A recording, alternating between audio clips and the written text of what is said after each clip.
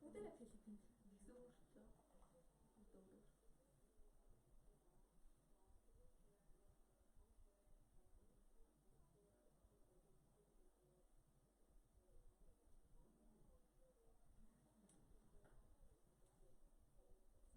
одоо хэмзээ.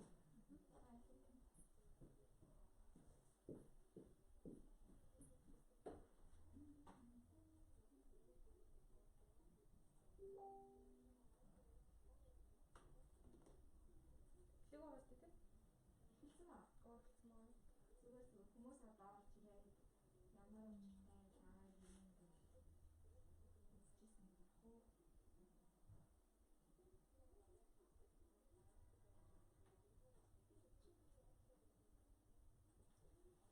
За 6 үзтгий.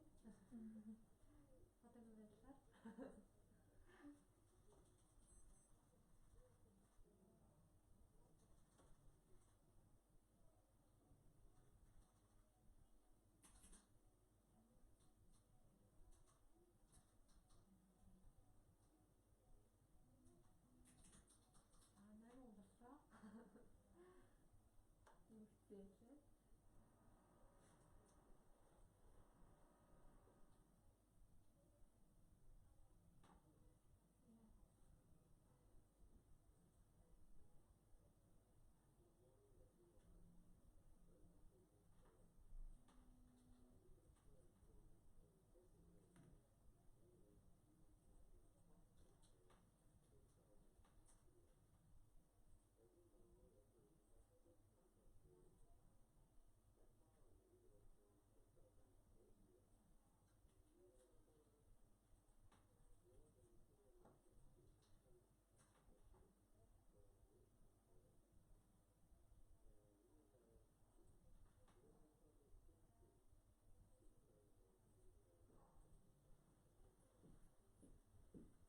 Үгтэй. За зөвлөлөө.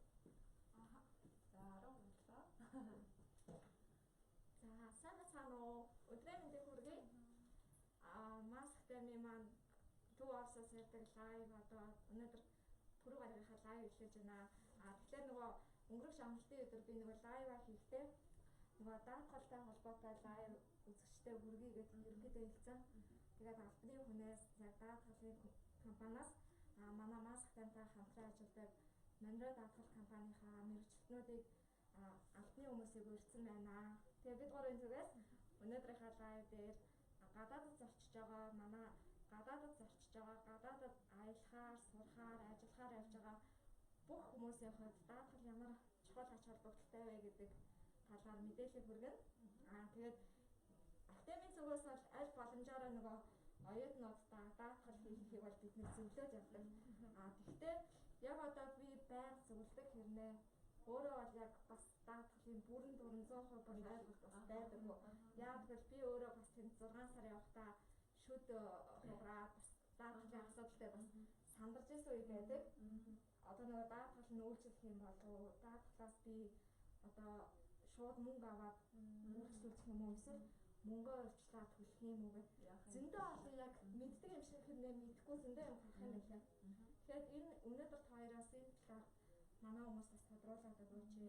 Дээрээс нь за магадгүй Филиппин руу эсвэл өөр улс руу сурах, аялах, ажиллах гэдэг нэлээд олон хүмүүс харж байгаа шүү дээ. Тэгээ дээрээс нь бас нэг одоо цаг үеийн асуудал дэлхийн нийтээр гараад байгаа корона өвчин энтэй холбоотой манай гадаадд байгаа монголчуудад ямар асуудал гараад байгаа. Тэр талаар лайваараа ярих гэсэн. Тэгээд хоёр миний найрсан кофег уугаарай. За тэгээд та бүхэн мэдээлэл өгөхөөр маск тэмээ тавдал маань хоёр ингээ өрсөн байгаа. За тэгэхээр гадаад яг манайтай хамтарч ажиллах гэх юм бол гадаадд зорчигчдын даатгал байгаа. За гадаадд зорчигчдын даатгал маань ерөнхийдөө яг одоо та гадаад руу аялах гэж нөө сурах гэж нөө ямар ч байсан Монголдо биш гадны одоо нутагт байх ёстой. Ямар нэгэн гинтийн ослын улмаас гинтэж бэрчсэн тохиолдолд одоо нөгөө даатгалын үнэлгээнд нь багтаагаад эмчилгээний зардлыг олгох ийм зорилготой даатгал байгаа. Тийм. Маск тавьдаг харахгүй. Амьсгаад авах гэдэг. Маск гадуур авчих юм уу? Гэтэ ер нь бол байг маск таа. Тийм ээ. Тэд хэдийн зүгээс бол хэрэглэгчтэй харьцтай байг маск тавьж байгаа. мандраа даатгал манай гадаадад сурахаар явж байгаа оюутнуудад бас манай маск дэмийнхэнд нөгөө нэг маск билээс энд бас баярлж байгаа. Тэгээ манайхаар явж байгаа оюутнууд маск аваад явж болно. Тэгэхээр Оросын зүгээс бид нар бас нөгөө нэг ариутгын тэгжмийг бол амар сайн сахиж байгаа. Тэгээд лайв дээр бол маск үлэрч тий. За уучлаарай. Хатахгүй хаа гэх. За гадаад сурчигчдын даатгалынхаа талаар юм яа тий. За яг ямар тохиолдолд энэ даатгал маань үйлчлэх юм бэ гэж та бүхэн ямар нэг асуулт үлээвэл комментээр асууж болно. Яг ямар тохиолдолд үйлчлэх юм бэ? Ихэнх хүмүүс нөгөө даатгалынхаа гэрээг байгуулж байгаа мөртлөө яг даатгалынхаа зүйлүүдтэй яг ямар эрсдлээс хамгаалах юм? Надад одоо жишээлбэл миний ачаад дэш сурахад би яг яах ёстой вэ? Тэр талаар мэдлэгүүдээ ерөнхийдөө бол нэг сайн авдаггүй. Шууд одоо ингээд гэрээгээ байгуулчих тохиолдол байдаг. Тэгэхээр бидний лайваараа илүү та бүхэнд тэр талаар мэдээллийг олгоё гэж ингээд зорж байна. За, эрсдлийн талаар яриад авчих уу? За, хамгийн эхлээд. За, Мас Академийн гадаад зуршил даатгалын эрсдлүүдийн хувьд болохоор за гинтийн осол эсвэл өвчлөлөөс үүдсэн одоо эмчилгээний зарлыг нөхөн төлнө. За тэгэхээр эмчилгээнийхээ зарлыг нөхөн төлнө гэдэг байгаа маань яг одоо за тэмцээ байхад нь даатгалаас мөнгө явуулах юм уу, аль эсвэл эмнэлэгтэй нь холбогдох юм уу, аль эсвэл та өөрөөсөө эхлээд мөнгө гаргах ёстой юм уу гэдээ яг ингээд эрсдэл өгсөн тохиолдолд та бүхэн тэрийг бодно. За тэгэхээр энэ тохиолдолд болохоор тухайн хүн яг одоо даатгалын эрсдэл гарсан даруйд нь Мас Академи руу аль эсвэл манай шууд Монроо даатгал руу холбогдож мэдээлэл одоо нөхөрлөлтийн ийм тохиолдол гарлаа. Би яах ёстой вэ гэд цаашдынхаа одоо яг процессын талаар ч асууж илүү сайн мэдээлэл авах шаардлагатай гэсэн үг. Тэр нь заавал одоо мэйл хаягаар юм угаарч байж болохгүй манай лав програмтай холбогдоод ийм тохиолдол гарсан гэд ямар ч сан баримтжуулах шаардлагатай. За энийхээ дараа за мэдээж манай даатгалын мэрэгчлэтнүүд та бүхэнд одоо мэдээлэл өгнө. Ингэстэй гэд ямар нэг мэдээлэл өгнө. За мэдээлэл өгөөгүй тохиолдолд болохоор та шууд эмнэлэг дээр очиод эмнэлэг ямар нэгэн одоо тухайн одоо за жишээлбэл гараа боолсон ч юм уу тий тусламж үзүүлсэн тэр зарлагын баримтуудаа баталгаажуулаад за тэгээ Монголд ирээд за тэгээд нөхөн төлбөрийн материалаа бүрдүүлээд Монроо даатгал төгссөний дараа та одоо нөгөө нэг эрсдлүүдээс хураамж юу аавна гэсэн үг нөхөн төлбөр аавна гэсэн үг тий өөрсдөө гаргасан зарлалаа зааж тухайлбараар аавна гэсэн. Тэгээ яг тэр үед нь та авах биш яг тэр үед нь одоо эмчилгээгээ бүрэн гүйцэд хийлгээд дуусныхаа дараа одоо нөгөө нэг зарлагын баримт байгаа шүү дээ. Тэр баримтаа авчраад тэгээд нөхөн төлбөрийн одоо хэлцэд маань өгснөө та буцаагаад нөхөн төлбөрийн хэмжлэлээ авах боломжтой гэсэн үг байгаа шүү. Тэгэхээр тэнцээ биш одоо тэнцэнэ баталгаажуулаад энд ирээд тэгээд одоо нөхөн төлбөр аавна гэсэн үг байгаа шүү. Баримтуудаа цуглуулна гэсэн үг. За дараагийнх нь болохоор манай эрсдэлт болохоор гинтийн осол өвчлөлийн улмаас даатгуулагч маань асуух гэсэн эрсдэл байгаа. Комментээр бол асууж байгаа. Гурвууланд нь нэг юу байхгүй болохоор тэгэхээр зүгээр байна тийм. За дараагийнх нь асуух талаар ярив тийм. Хэдийн нөгөө энэ муу зүйл боловч нөгөө эрсдэл байдаг учраас энэ талаар ярих хэрэгтэй баг. Даатгуулагч маань бас орсон тохиолдолд тухайн шаллиг тээвэрлэх тээврийн зардал ордог. Энэтэй холбоотой мөн даатгуулагчийн ар гэр хэрвээ цуг явж исэн бол ар гэрийн буцах зардлыг нь мөн даатгалаас олгодог байгаа. Мөн одоо тухайн ар гэр нь эндээс очих шаардлагатай болох юм бол мөн очих зардал болон буцах зардлыг мөн даатгал хамаарагдаж байгаа. Тэндээ очсны дараагаар тухайн даатгуулагч ар гэрийн хүн байрлах буудлын зардал зэрэг бол мөн $85 өдрийн $85 гэж бас олгодог. Тэр нь өдрийн $85 10 өдрийн хязгаартайгаар бас байдаг тийм байгаа. За дараагийнх нь болохоор одоо яг өмнөх гарсан хоёр эрсдлээс арай илүү тулгамдж болдог, арай илүү одоо нөхөн төлбөр гардаг кейс гэх юм уу. Тэр нь болохоор одоо нислэг нь хойшлогдох. Нислэг хойшлогдсон тохиолдолд за 6 цагаас дээш хугацаанд шүү. 6 цагаас бага хугацаанд бол тоологдохгүй. 6 цагаас дээш хугацаанд нислэг хойшлогдсон тохиолдолд нөхөн төлбөр олгодог. Тэр нь одоо яг ямар нөхөн төлбөр олгодог гэхээр магадгүй 6 цагаас дээш хугацаанд нислэг нь хойшлогдохоор тухайн хүн за бүр урт хугацаар гэвэл буудалд орох юу шаардлага болно шүү дээ. Тэр хүн тэр эрсдлийг бол тооцоог байгаа яг үндэ. Тэгээд дээрэс нь одоо за магадгүй хоол идэх ч юм уу те тэр хүн тооцоолоогүй ямар нэгэн мөнгөгүй байж болно шүү дээ те. Тэр тохиолдолд болохоор яг хэдэн цагийн хугацаатай гэдгээс нь хамааруулаад нөхөн төлбөр олох боломжтой. За ижээ болохоор яг гэрэн дээр нь оруулсан шууд энэ байгаа. 6 цагаас дээш хугацаанд болохоор $45 байгаа. $45 хүртэл нөхөн төлбөр авч болно гэсэн үг. За мөн 12 цагаас дээш болохоор $90. За тэгээд 18 цагаас дээш болохоор $135. За 24 цагаас дээш тохиолдолд $180-ын одоо нөхөн төлбөр авах даатгалаас авах боломжтой гэсэн үг. Тэгэхээр нислэг хойшлогдсон тохиолдолд та яг нөгөө авиа компаниасаа одоо нислэг хойшлогдсон гэдэг угаасаа нислэг хойшлогдсон бичиг байдаг шүү дээ. Тэр бичгээрээ баримтжуулаад тэгээд нөхөн төлбөр авчиж болно гэсэн үг. Энийг бас хүмүүс сайн мэддэггүй шүү дээ ер нь бол тийм нислэг хойшлогдоод өөрөөсөө заавал гаргаад даатгалтай ч гэсэн миний даатгал байгаа байхгүй ч зарим хүмүүс яг үүнтэй мэдгүй тохиолдол гэсэн байдаг бах тий. Тэгэхээр тэрнээсээ болоод нөгөө баримтаа авч чадаагүй хайцдаг. Тэгээ хизээ хойно нь хүйний нэрээ тийм байт юм л шүү дээ. Би тэгж явж байхдаа тэгсэн гэж тэгдэг. Тэгэхээр нөгөө даатгалын компанид нотлох боломжгүй учраас төлбөр олох боломжгүй гэдэг харамсалтай юм шиг. Тийм. Тэгвэл бас зарим тохиолдолд нөгөө хүмүүс чинь тэрээс харсан. За би даатгалтай гэж бодчихдаг. Тэгсэн мөртөө юу бүрдүүлэх вэ гэдэг буцаад нөгөө даатгагч даатгуулагчийн үүрэг гэж байгаа.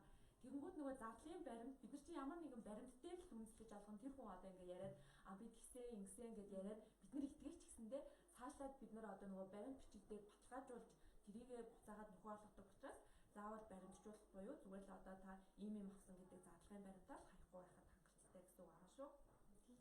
Тэгэхээр нөгөө нэг мэдээж гадаадд зурж байгаа хүмүүс хуваараа аялж байгаа, заас амьдарч байгаа буудлын зардлын тэр болох гарах бах тий. Тэгэхээр нөгөө нэг гадаадд магадгүй суралцгаар явж байгаа оюутнууд тий хэлний бэлтгэл эсвэл ихтэй сургууль сурж байгаа оюутнуудын хувьд бол миний ойлгосноор бол нөгөө ямар нэгэн асуудлаар нислэг хойшлогдлоо. Тэгэнгүүт чинь нөгөө оюутнууд магадгүй гадаад сурж байгаа хүмүүсийн хувьд бол бид нарт мэдээж тодорхой хэмжээгээр тухайн улстай амьдарсан юм чинь нөгөө сургуультай найз нөхөдөө олсон сургууль өөрийн гэсэн бас нэг буцах газартай болсон байгаа. Гэхдээ мэдээж гадаадын сургуулиуд бас нөгөө оюутны дотор байр, хоол бас нэг тодорхой тарифтай байгаа. Тэ нэг өдөр байх уу, нэг 7 хоног байх уу. Хэрвээ ийм тохиолдолд хэрвээ нислэг хойшлогдох ямар нэгэн эрсдэл гарвал буцаа сургууль дээр авч яваад хэрвээ сургуулийн төлбөр авах гэх юм уу, авахгүй гэх юм уу. Хэрвээ авсан тохиолдолд бас сургуулиасаа нөгөө баримтаа аваад, санхүүгийн баримтаа аваад тэгээд буцаад тэр юугаа даатгалаараа гаргаж чадах юм тийм. Нөгөө тодорхой нөгөө нэг нислэг хойшлогдоход одоо 6 цаг, 24 цаг, 7 хоног бол зардлын хэд байх вэ гэдэг тэрүүгээр авах юм байна тийм. Тэгээд нөгөө нэг юу гард юм уу? Нөгөө ресет гэдэг дээ штэ.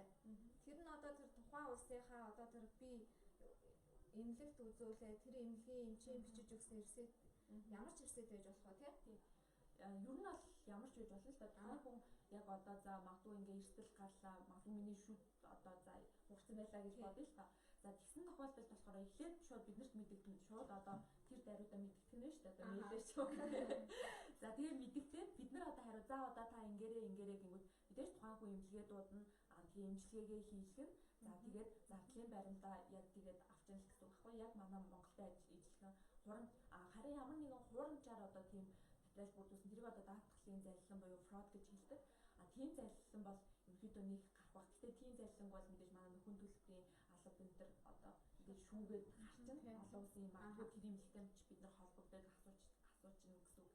Тэгэхээр ямар нэгэн тийм худал юу бол байхгүй яг тэр имлэгийнхаа гаргасан зарлагын баримтаар нь л бид нөхөн төлбөрийг тэгээд бас нэг магадгүй яг надтай адилхан бодолтой байгаа хүмүүс байж магадгүй л дээ. Би ер нь бол аюу чөлөөтэй асууч заяа. Яг над дээр тулгарсан асуудал. Тэгэхээр би ингээ нөгөө сурж байгаа хэвчээ за ингээд шүд хугарваа яаж яах вэ? Уртлын шүд үүдэн шүдтэй. Тэгээд даатгал руугаа ингээд юу яах гэсэн чинь бүх юм маш дэлгэнгүй баримтжуулсан байх хэрэгтэй. Тэгэхээр би бүр хугарсан шүднийхаа зургийг хүртэл дараад үзсэн ш. Тэгэхээр үнэхээр манай даатгал хийлгэж байгаа хүмүүсийн хувьд одоо эрүүл мэндийнхаа тэр бэрцэн учирсан асуудлыг зургаар баримтжуулах шаардлагатай юм. Тэр яг юм. Тийм. Тэр болохоор одоо ингэдэж штэ тээврийн хэрэгсэл дээр ер нь бол баримтжуулна яагаад бид нар тослох байгаа вэ гэхээр зүгээр л тэр тохиолдол яг тэр тохиол болсон эсхийг яг харах гэдэг байгаа байхгүй юу. Тэрнээс бид нар тэр амар хэрэгтэй. Би ч ингэж шүд хугарсан гэсэн нөгөө нэг шүдгүү амныхаа зургийг дараад энэ 0.9 энэ пилтан дээр явсан дорч байгаа дунсаа. Тэгээд энэ эмчэд үзүүлсэн. Анх эмчтэй үзүүлэхдээ ийм зураг байсан. Эмчтэйгээ хоёулаа нөгөө шүдгүү зураг дараад би ийм гоё шүдтэй болсон. Тэрийг бас ингэчих болно. Заавал нөгөө нэг ингээл бүх зургаар дарахгүйгээр зүгээр шууд видео хэлбэрээр одоо За ингээд миний шүүд ингэсэн. За ингэсэн ингээд тэгэл видеогоо явуулчихад болно гэсэн үг. Бас заавал зураг ямарсан нотлох хэрэгтэй гэсэн үг гоё. Яг нөгөө тухайн процессоо яг болсон гэдгийг нь баталгаажуулахын тулд нэмэлтээр тийм материал бүрдүүлээд өгөх юм бол эргээд нөгөө ямар нэг ойлгомжгүй байдал үүсэх ч юм уу тиймэрхүү асуудал дээр илүү амар гэсэн үг байхгүй юу? Тийм тэгээд гадаад байгаа хүний яг тухайн үед ингээд бас яг анхны шатны миний анхны ойлголт бол яг даатгал хийх нь гэхээр би одоо даатгалтай юм чинь одоо бүх төлбөрийг эхлээд даатгал урьдчилан төлчтэй байна гэсэн ойлголттой байсан байхгүй юу? Гэтэл нөгөө даатгал маань бас нөгөө өөрөө би материалаар бүрдүүлээд тодорхой хэмжээний төлбөр надаас гараад тэрний дараа нөгөө даатгалынхаа олон улсын тэр юудаг шүүдэг журмаараа төлдөг юм шиг байлаа те. Тэгээд бас нэг зүйлийг асуух гэсэн нөгөө нэг юу яах вэ? Хэрвээ магадгүй одоо би бодож байна л да лайв үзэж байгаа хүмүүс маань дунд байж магадгүй яг нөгөө даатгалаа эндээс явахтай хийлгээгүй. Тэгээд одоо энэ дэлхийд янз бүрийн корона гэдэг байгаа болохоор ар гэрн санаа зовоод эсвэл тэнд байгаа гадаад байгаа монголчууд маань даатгал одоо хийлгсэн зүгээр байж дээ. Одоо хийлгүүл яадаг болоо гэсэн хэрвээ тийм нөхцөлд яах вэ? Энэ болохоор нөгөө нэг корона чинь халдварт өвчин. Тэгэхээр энэ тийм давтшгүй өвчин зүйл. Тэгэхээр ерөнхийдөө энэ нь болохоор яг даатгалын тохиолдол орохгүй гэсэн үг. Яг нөгөө ханиад юун гэртээ ижилхэн гэсэн үг шүү дээ. Энд чинь тийм болохоор яг даатгалынхаа тохиолдолд ер нь бол орохгүй. Ямар нэгэн нөхөн төлбөр бол олгохгүй гэсэн үг аа шүү. Гэтэ энэ нь болохоор ганцхан одоо Монголын даатгалын зах зээл ийм гэж одоо хүмүүс хэлдэг шүү дээ. Тийм биш. Бүр олон улсын хэмжээнд ерөнхийдөө бол яг хасагдах хэсэгтээ орсон байдаг байгаа. Ямар нэгэн халдварт өвчин бол гиндийн ослын даатгалын нөхцөл нь орохгүй гэж хасагдах нөхцөл нь заасан байдаг. Тийм байгаа шүү.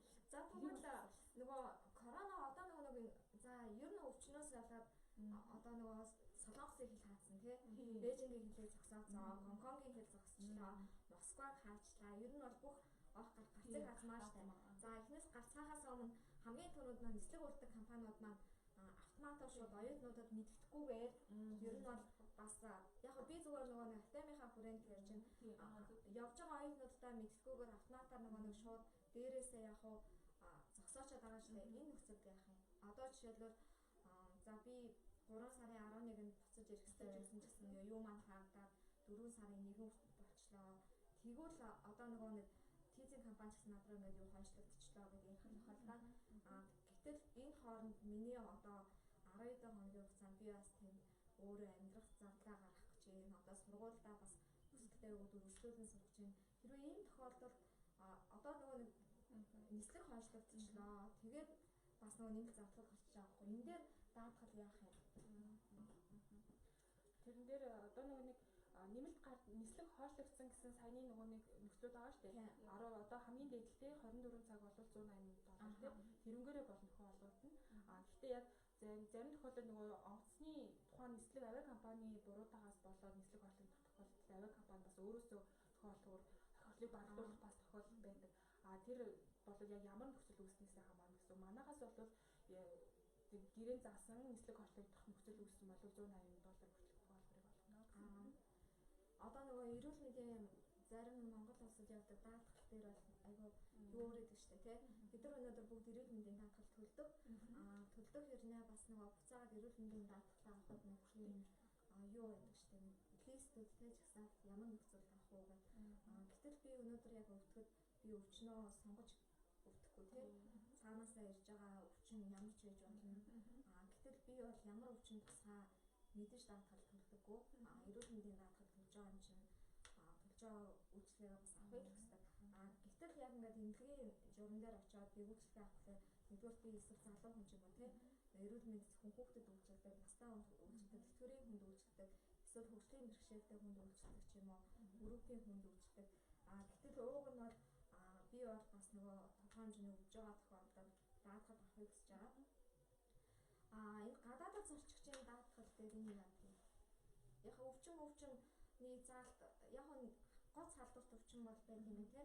Бусад яг бэртэж гэмсэн юу бол байхгүй зү. Тэндээ зүгээр. Бэртэж гэмсэн тохиолдолд бол мэдээж та тий одоо жижигхэн ч гэж хаашаа зүгээр жишээ аваад яриа тэгвэл илүү манай одоо үзэж байгаа хүмүүс маань ойлгомжтой авах гэж бодсон мэржлийн үг хэлээр яриад тахаар бас жоох ойлгомж үүстэй жишээ аваад ирч. За жишээлбэл одоо ингээд гараа углаа гэж бодъё л доо. Тэр тохиолдолд гэртээ бол гинтийн осол, тийм болохоор та эмнэлэгтэй хандаад за тэгээд эмчилгээгээ бүрэн дуусныхаа дараа яг зарлагынхаа баримтыг авчраад хүндлэлбэр авчна гэсэн үг байхгүй. Тийм. Тэгээд бусад одоо өөр ямар ч хэлсэн эрүүл мэндэд эрсдэл гинтийн эрсдэл гарсан тохиолдолд тэр бол бүгд даатгалын эрсдэл мөн гэж. Хугацаагаа л өөртөө сонгож байна тийм. 1 сараар даатгуулах уу? 2 сар. Даатгалын хугацааны хувьд бол юм байгаа шүү. Одоо яг тухайн хүн одоо хэмжээнээс явахдаа за магадгүй одоо маань сектент ирээд зөвлөгөө авна шүү дээ. Тэр тохиолдолд би 1 сараар зурчноо. За магадгүй нэг хүн 3 сараар зурчих байж 1 сарын даатгал ч гэсэндээ хийлгсэн байж болно шүү дээ. Тэр тохиолдолд яг даатгалын хугацаагаар нь ерөнхийдөө даатгал маань үйлчлэн гэсэн үг. За хэмжээнээс 14 хоногоор явсан бол даатгалын хугацаа маань 14 хоног байна. Бусад яг даатгалтай теорийн системтэй нөгөө 1 жилээр энэ төргээ байдаг шүү дээ. Тэрний шиг биш. Яг гадаадд байх хугацаанд нь л даатгал маань үйлчлэн гэсэн үг байхгүй юу? Тэгэхээр ер нь бол гадагшаа явах даатгал амар чухал тий.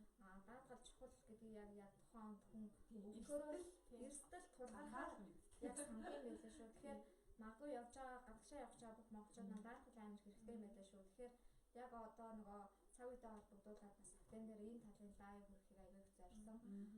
Тэгээд өөр хүмүүст анхааруулахаар даатгал дээр анхааруулахаар зүйл юу гардаг анхааруулахаар ер нь бол анхааруулахаар гэхээр ер нь бол баталгаажуулах хэрэгтэй. Жишээлбэл одоо энэ сая би ярьжлаа л гэдэг нөгөө нислэг хойшлогдох үед одоо 6 цагаас дээш юм уу нислэг хойшлогдох үед аль эсвэл одоо нөгөө нэг таны ачаач ирэхгүй байх тохиолдол байна шүү дээ. Магадгүй тэр авиа компаниас шалгаалаад ч юм уу өөр ус руу явсан. Тэгээд ингээ ирэхгүй. Тэгээд тэр үед та болохоор за би даатгалтай амжиг гэж шууд орхиож шиж байгаа.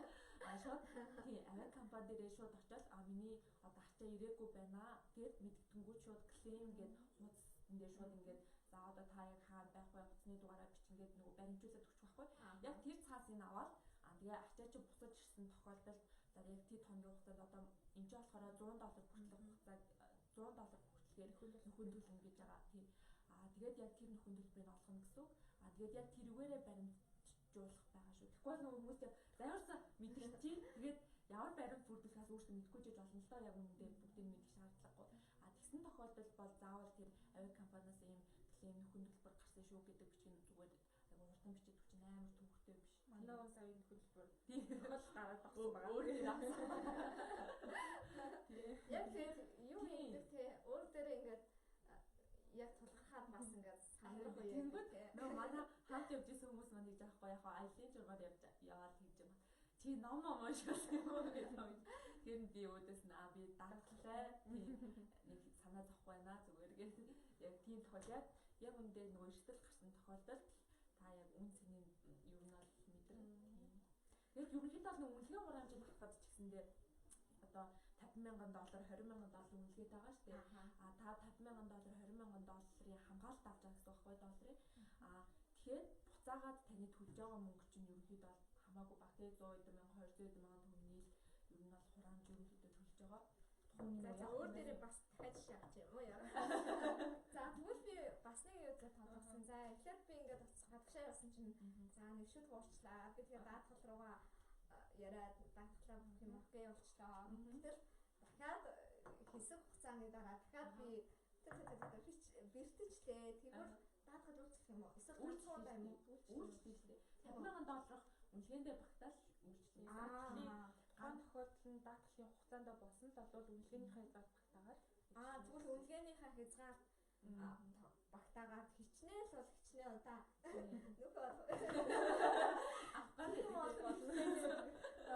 айгүй ацгүй юм шиг тийм юм байна даа өвдөөл тийм хайгаан ч тохиолдол юм байх ба. Гэтэ ерөөдөө нөгөө тэр $50,000 хүртэлтэй бол би хичнээнийч бол яаж болох юм бэ те? Ер нь бол тийм юм байна. Бас яг нөгөө эхний удаад нэг үйлчлэг авчихгуудаа дахиад ингээд даатгал маань дуусчлаа. Одоо би яана үнийгээ хэрэгэлсэн юм чинь дахиад авах ёстой болов гэхгүй мэн шүү дээ. Тийм тийм. Одоо жишээ нь шүднийх хідэн одоо эрүүл мэндийн даатгалыг нислэг хойшлогдсныг за дээд нь $180 гэхэд цаана $40,000 байгаа гэж ойлгоо. Бүгдийг авчихгүй. За ер нь бол бас аюу зүгээр л юм байна те. Тэгэхээр энэ бол ер нь урт хугацаагаар сурж байгаа юмнууд ч гэлэхгүй богино хугацаагаар явж байгаа юмнууд ч гэлэхгүй амар хэрэгтэй юм байна. Одоо ч гадагшаа явж байгаа бүхэл аялал жуулчлалын нөгөө тур оператор тэгээ дээрээс нь сургуулиуд бол заавалчгүй монгол хүмүүсийг эрүүл мэнд гинтийн ослын даатгал хийлгсэн байхыг шаарддаг. Гэхдээ яг тэр даатгал хийлгэхгүй нь бол хэрэглэгчийн өөрийнхөө сонирхол байгаа байхгүй юу? Тухайн оны сонирхол. Гэхдээ сургууль нь мэдээж олон жил үйл ажиллагаа явуулсан, олон жил нөгөө гадагшаа зочиод явсан хүмүүс чинь яг байж болох эрсдлийг мэддэг учраас бас тэр хүнийг хамгаалахын тулд заавалчгүй нөхцөл дээр даатгал хийлгэсэн байх ёстой гэсэн тийм нөхцөл бол тавьдаг бах тий. Монголчуудын хувьд бол яг хийлгэх гэсэн өөрсдөө сонирхол. Гэтэ гадаадын тийм өндөр хөгжилтэй орны бараг 6 настай хүүхдээс өсвөлээд том хүүхдэл нөгөө гинтийн ослын даатгал гэдэг бүр амар ойлгоцсон байдаг юм лээ. Ерөөсөө л хамгийн түрүүнд одоо жишээ нь Япон хүүхдүүд чинь ерөөсөө ингээл даатгал маатгал гэдэг бүр амар сайн мэддэг. Энэ миний даатгалын гэрээ, энэ миний юу гэх бүр бичиг баримтаа бүр айгүй сайн ойлгодог болсон юм лээ. Гэтэл эсвэргээр миний хувьд чинь бол зөвхөн гадагшаа явахдаа тэгээ эсвэл нэг хөдөлгөөнд машина даатгуулах болох юм байна. Үйл хөдлөх хөрөнгөө даатгуулах болох юм байна гэсэн ойлголттой. Эсвэл нөгөө гадаадд сурах гар явахдаа ч юм уу тэр одоо нөгөө даатгалын төлбөр сургууль цаанаас нь хариуцчих юм шиг ойлгодог тийм. Тэгэхээр монголчууд бидний хувьд бол Монголд л тэгээд даатгалаа хийлгэх явах. Тийм.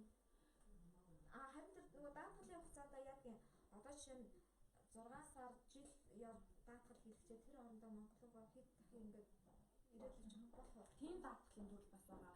Нэг жилийн хугацаатай тэгээд 90 орчим байдаг гэдэг даатгалын тийм юу байна. Тэгээд юм байгаа. Тэгээ бас сайн нөгөө нэг лавд бол маань хэллээ л дээ. Даатгал ер нь бол одоо ингээд дэлхийд дахинд яг нөгөө нэг нэн тэргүүний хэрэгцээ болсон. Хүмүүс одоо бид нар хамгийн эхлээл цалингаа бодож юм уу тий. За тийм ах хөстэй, за дулаанаа төлөх хөстэй, ингэстэй гэд боддог бол олон улсын хэмжээнд хамгийн түрүүлээд даатгалаа төлөх хөстэй.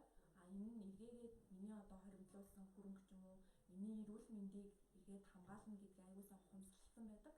Тэгээд яг энэ лайваар гэсэн бид нар нэг амар тийм даатгалыг явахтай биш хамгийн гол нь та нарт хэрэгцээтэй яг ямар үед хэрэгцээтэй шаардлагатай гэдгийг илүү ойлгох үүднээс хийж байгаа шүү. Тийм тэгээд нөгөө нэг юу за жишээлбэл юу байх вэ? За би дүг сая бодож ирсэн чинь мартчихлаа. Нөгөө нэг даатгалын маань одоо нөгөө нэг юу материал бүрдүүлэх тэр юу бүрдүүлэх хэвтэй. Яг одоо та бүхэн одоо ингээд энэчээ гэрээгээ зураад нэг хувийг авч байгаа шүү дээ. Тинчээ болохоор даатгалын гэрээ маань бүр ингээд нөхөн төлбөр хасагдах хэсэг. За тэгээ ямар эрсдэл бүр дэлгэрэнгүй бүр ингээд тэр чигээр аягүй жижигхэн бичсэн ч гэсэндээ ер нь бол байгаа. Та бүхэн хамгийн анх гэрээгээ байгуулахдаа өөрийнхөө нөгөө нэг үүрэг хариуцлагыг ухамсарлаад заавал гэрээтэйгээ уншиж танилцаад магадгүй асуух зүйл байвал асуучвал ер нь бол дараа нь гэсэн тийм хэрэгцээ гарахгүй ойлгомжгүй гарахгүй маш хэрэгтэй гэсэн үг. За яг бүрдүүлэх бичиг баримтын хувьд болохоор за энэ чинь огшуур дээр нь орлоо. Юу бүрдүүлэх вэ гэх юм бол одоо ямар нэгэн сая зардал гарсан тохиолдолд тэрийгэ баталгаажуулна гэж байна шүү дээ. Задлын баримтууд нь байх хэвээр.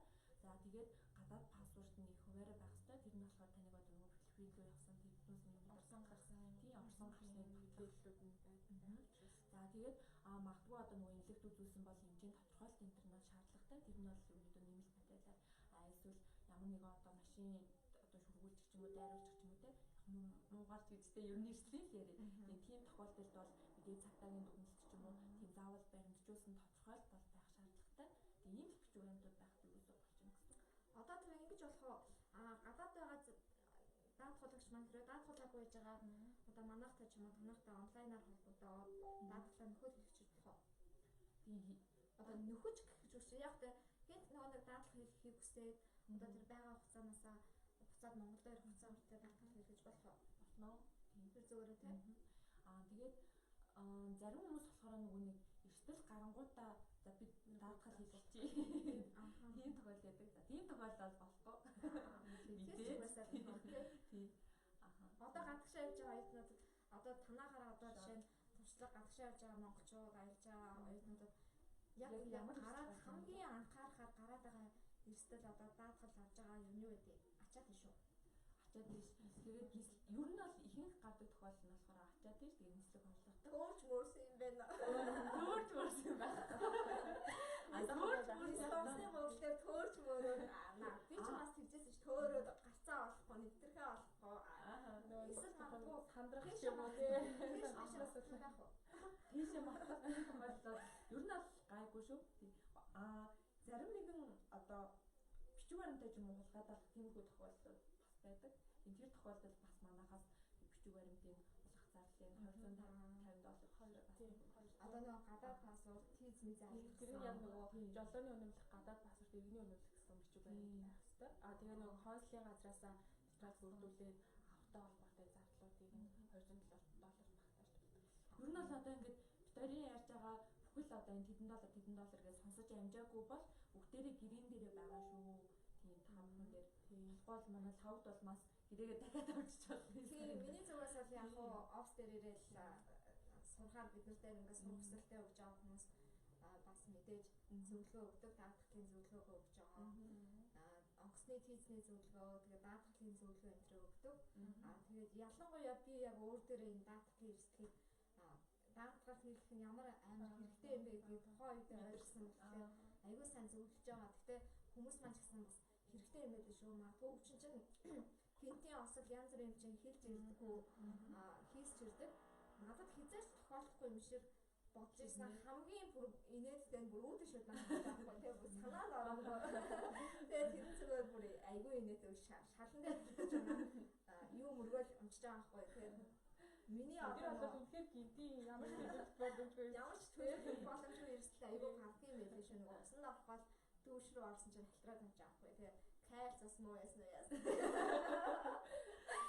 Тэгээд тэгдэм байлээ. Тэгэхээр даатгал амар хэрэгтэй юм шүү. Даатгалаа хийхээр яг масктай минь хувьд бол нөгөө Филиппин улсын англи хэлний сургуулиуд руу оюутнуудаа явуулдаг. Тэгээд явж байгаа оюутнуудаа даатгалыг ойлгох боломжоор зөвлөдөг. Тэгээд даатгалаа хийлэх үү, хийлэхгүй байх уу, ямар компаниар хийлэхэд мэдээж хэрэглэгчээ өөрсдийнхөө сонгох. Тэгэхээр өнөөдөр юм аа даатгал ямар ач холбогдолтой вэ гэдгийг бид гурав та хэвдээ бас зөвлөх гэсэн юм аа. Тэгээд дэлгэрэнгүй мэдээлэл илүү нарийн ганц сураад байх биш те. Би зөвхөн өнөөдрийн лайв дээр өөр тулгаас юм аа асууж байгаа. Таны асуухыг хүссэн асуудлыг би асууж чадаагүй, өмнөөс чи хэлж чадаагүй, комментоо бас нэг харж өнөөдөр хараагүй. Тэгэхээр та нөгөө даатгалын талаар илүү их мэдээлэл авахыг хүсвэл Монрей даатгал компани пэйж, Монрей даатгал иншуранс гэдэг Facebook пэйж рүү холбогдож болох юм байлээ. Тэгээд нөгөө нэг менежерүүд албаны хүмүүс рүү шууд өөрөөр холбогдож болно. Тэгээд яг хуу гадаадаас ч гэсэн холбогдож болно шүү дээ. Тийм болно. Мэдээж гадаадд та одоо мэйл хаяг онлайн байвал юугаш холбогдож болно шүү дээ. Мессенжер, хамаагүй мессенжер, вайбер бүхэл сошиал сувгаар холбогдож болох юм байлээ шүү. Тэгээд яг хуу мас септембер бас энэ талаар мэдээлэл авч болно. Би бас өнөөдөр хоёрыг гэсэн болохоор бас тодорхой хэмжээний мэдээлэл бас авчлаа. Тэгэхээр гайгүй баг. Тэгэхээр өнөөдрийн маань лайвын хүрээд өндөрлөж. Тэгээ манай офис дээр ирсэн таар бас баярлалаа. Тийм ерөөсөө хэрэглэгчд хэрэг болох зүйлийг одоо айгүй хүн зүгээр байна тийм. Тиймэрхүү байна да. Тэгээ коммент бичсэн байвал би угаасаа дараа нь өөрөө хараад хүн асуусан байвал хоёроос тийм болно. Тийм. Тэгээд би нэг билээ үлдсэн. За баярлалаа. Монрей даатгал маань танай байгууллага бол манай оюутнууд маск бэлгэлж байлаа тийм. Өгж байгаа. Тэгээд хоёр би энэ бэлэг авчихсан. Энэ нөгөө нэг манайхаар явж байгаа оюутнуудын бэлгэлтэй. Нөгөө оюутнууд гадаад явж байгаа бас биднес нөгөө нэг power bank тэгээд тэр энэ амар хэрэг болдог. Ийм бэлэг өгч байгаа шүү. Ямар хэцүү юм бэ? Power bank тэгээд нөгөө USB оролцоод флаш агаа үзэг байгаа. Оюутны гарын бэлгнээс өгч. Баярлалаа.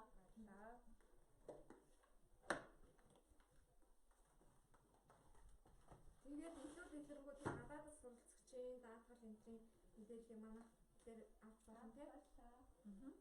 Манай лайв дээр ирсэн баярлалаа. Өмнөх лайв дандаа ганцаараа асуусан зочинтой нөгөө өссөн оюутнууд маань ордог. Яадаг тэгээд яг өнөөдөр бол би бүр зорин даатгалын талаар лайв хийгээд яг хэрэгтэй үнэл үзэж байгаа тийм. Манай лайв чи entertainment лайв бол биш. Яг үнэхээр гадаад тэнд сурж байгаа оюутнууд маань одоо үзэж байгаа. Тэгээд сурхаа сонирхож байгаа оюутнууд хүмүүс маань бас үзэж байгаа.